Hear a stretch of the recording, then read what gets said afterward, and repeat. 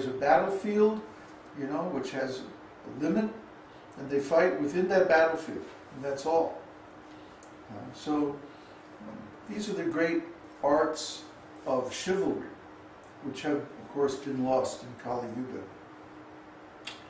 Anyway, while dying, grandfather Bhishma prayed to Kṛṣṇa and described him as the sun which eradicated darkness.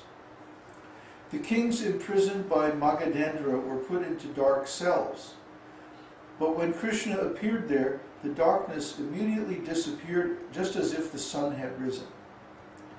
In other words, although Magadendra was able to imprison so many kings, upon the appearance of Kṛṣṇa they were all released.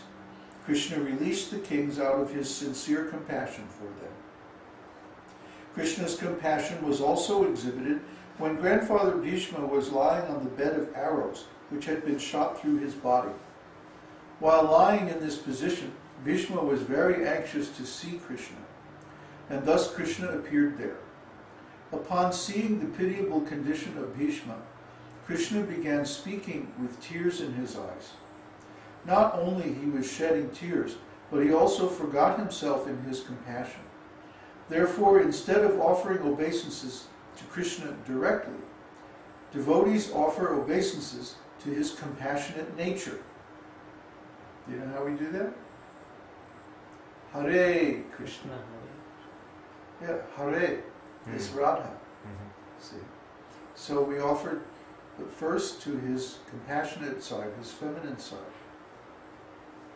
Actually, because Kṛṣṇa is the Supreme Personality of Godhead, it is very difficult to approach him. But the devotees, taking advantage of his compassionate nature, which is represented by Radharani, always pray to Radharani for Kṛṣṇa's compassion. See, that's why we chant Hare Krishna, you know, and not Krishna Radha or something like that. Always Radha Krishna. See, we address Radha first, and by her grace, we're able easily to approach Kṛṣṇa. 33. Respectful.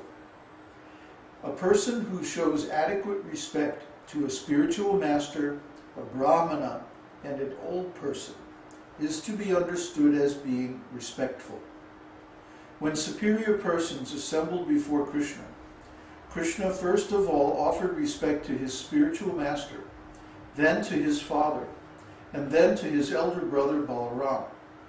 In this way, Lord Kṛṣṇa, the lotus-eyed, was completely happy and pure at heart in all of his dealings. You see, people don't understand the way to be happy. The way to be happy, even in human society, not to speak of even spiritual life or anything like that, but simply on the human level, is that we always give respect to superior persons. I mean, I had so many disagreements with my family. Practically, I disagreed with everything. You know, meat eating and their whole worldview and everything like that. But I never disrespected them. I always treated them with respect. You know, even if I had a disagreement, I would try once or twice to, you know, discuss with them. And if they didn't want to discuss, then I would drop the subject, because they were in a superior position from me. And so, you know, that was the right thing for me to do. Then later on, when it came time for me to go off and be independent, then of course I did whatever I wanted to do. But when I was a youngster, I never argued with my parents. I never talked back to my parents. And I thought it was very, very distasteful when I saw my young friends doing this. I thought it was very disrespectful. My aunt used to tell one story that one time we were Christmas shopping, and I was about, I don't know, 4 or 5 years old, still not even in school. And there was one young kid who wanted a certain toy, and he was like rolling on the ground, beating his fists, I want this. And she said, I looked at him with such distaste. Like, ugh.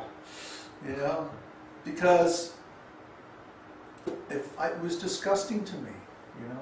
It was just like, why is he abasing himself over some stupid plastic toy. It's just like, what nonsense. So when I see people, whining and crying and, trying to push their parents into doing this or that, young people, I just say, well, they haven't been trained properly. They're not properly respectful. And the danger is that if we disrespect our elders, and especially a spiritual master, that we could cause some offense which will become a big blockage to our spiritual life later on. See? So it's very, very good to have the habit of offering respect. I remember one time I got bored in the temple in Vrindavan, the ISKCON temple, and I decided to go to Radhakund. Radhakund is a very beautiful place in Vrindavan. So I went to Radhakund, and when I was there were all kinds of, very simple, very pious local people like that. And most of my godbrothers, fellow American devotees, when they went there, they would laugh and shout and run and jump in the kund and like that. I didn't do that. I came there and I offered obeisances to the kund. I offered obeisances to all the Babajis and the elders there, and I treated everyone with respect and, offered pranams to everyone, even the simple cowherd men, and, in Vrindavan there's a class of pilgrims who they circumambulate the whole Govardhan Hill or the whole Vrindavan simply by paying obeisances. They'll have one stone. They'll put the stone, and then they'll pay obeisances to that location of that stone. And then they'll get up, they'll move the stone one step, and then they'll pay obeisances again. And this way they go around the whole Braja.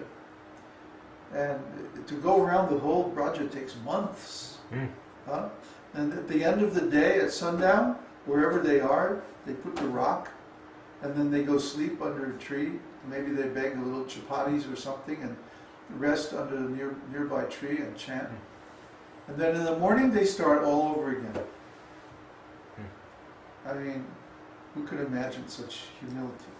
So anyway, you don't know who is a great saintly person and who is a rascal and who is just ordinary or devotee or whatever. You can't tell. Sometimes the guys, with the big tilak and the big big thread and big beads and everything, sometimes they wear these really big beads, he may be a rascal. And some guy who just looks completely ordinary, he could be a great devotee. You don't know. So I would offer respect to everyone, because in the holy dham, everyone's a devotee.